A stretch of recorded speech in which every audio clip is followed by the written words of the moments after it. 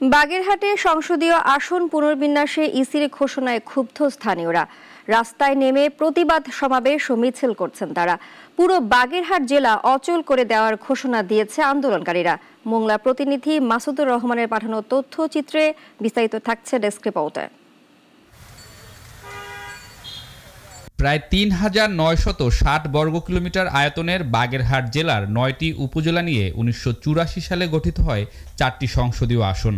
আসন্ন ত্রয়োদশ জাতীয় সংসদ নির্বাচনে এ জেলার একটি আসন কমানোর প্রস্তাব করে নির্বাচন কমিশনের বিশেষায়িত কারিগরি কমিটি। আসন্ন জাতীয় নির্বাচনে সংসদীয় আসন পুনর্বিন্যাস প্রক্রিয়ায় বাগেরহাটের একটি আসন কমিয়ে ৩টি আসন করার প্রস্তাবে ক্ষোভে ফুঁসছে জেলাবাসী। ইসির ওই ঘোষণার বিরুদ্ধে সকল রাজনৈতিক দলগুলো একমত। 1882 সালে রামপাল থানা যখন প্রতিষ্ঠা হয়, মোংলা থানাটা এর সাথে ছিল। নতুন এই প্রজ্ঞাপনের মাধ্যমে দেখা যাচ্ছে রামপালকে দেওয়া হয়েছে বাগেরহাটের সাথে, মোংলাকে দেওয়া হয়েছে শরণখোলার সাথে। ভৌগোলিকভাবে এই জনপদের সাথে কোনো মিল নাই।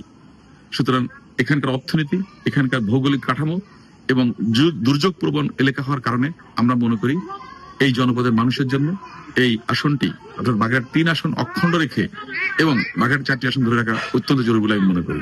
অতীতে যে আসন ভিত্তিক বরাদ্দ আমরা পেতাম, সেই বরাদ্দ থেকে একটি আসনের বরাদ্দ আমরা কম পাবো, যেটা বাগেরহাটবাসীর জন্য অত্যন্ত ক্ষতির কারণ। তবে নির্বাচন কমিশন বলছেন জনসংখ্যা বিবেচনায় তারা এমন সিদ্ধান্ত গ্রহণ করেছেন। এখানে শুধুমাত্র একটা প্রাকৃতিক অবস্থান বা ভৌগোলিক অবস্থানকে নেওয়া হয় না, এটার সাথে জনসংখ্যা আছে, ভোটার সংখ্যা আছে, ইত্যাদি সবকিছু ফ্যাক্টরাইজ করেই করা হয়েছে। সুতরাং আমাদের যুক্তির বাইরেও যদি কোনো যুক্তি থাকে এবং সেটা যদি ওজোর আপত্তি আকারে আসে, সেটা আমরা বিবেচনায় নেব। ঢাকার একটা রুমের ভিতরে বসে একটা সংসদীয় আসনের এই সিদ্ধান্ত নেওয়াটা আমার কাছে একেবারেই ঠিক মনে হয়নি।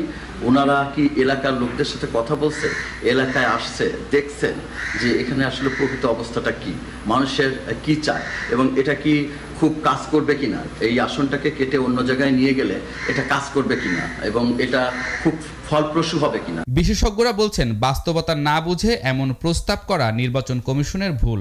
নির্বাচন কমিশনকে অনুরোধ করব যে এই সিদ্ধান্ত থেকে সরে আসার জন্য।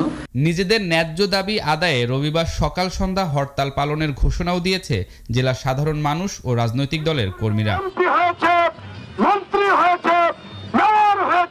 ডেস্ক রিপোর্ট, নাগরিক।